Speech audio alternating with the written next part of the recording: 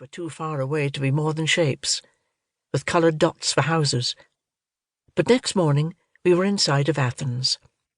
We were close enough to see people, small as ants in the distance, walking in the steep streets. Then we turned westwards along the coast, which was hilly, with mountains showing through the haze beyond.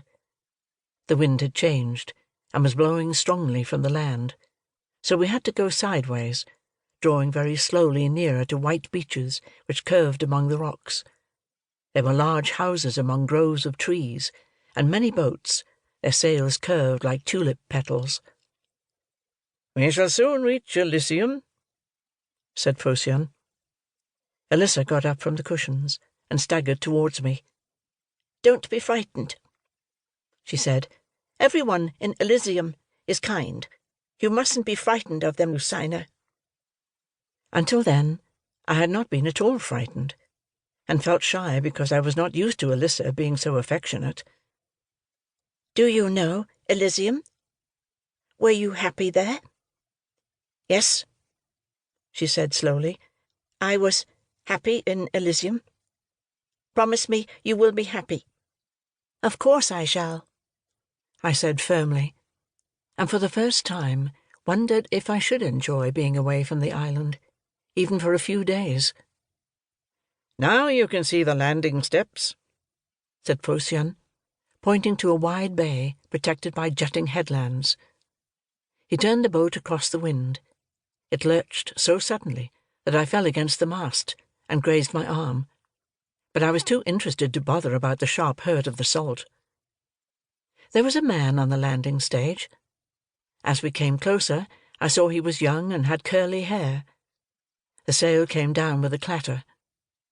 Procyon pinioned it as though it were a hen being taken to market. The young man helped me out of the boat. "My name is Clyon," he said. "I am very glad that you have come to Elysium." I was relieved to see he was so friendly, for now Alyssa would stop being worried about meeting strangers.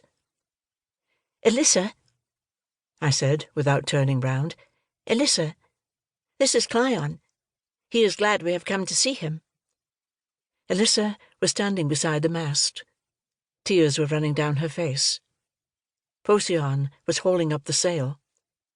It was only then that I realized she was not coming with me.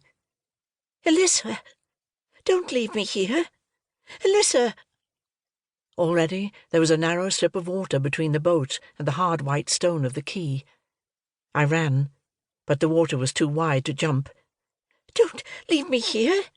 Please don't leave me." The boat bent to the wind. Alyssa had to cling to the mast to prevent herself from falling.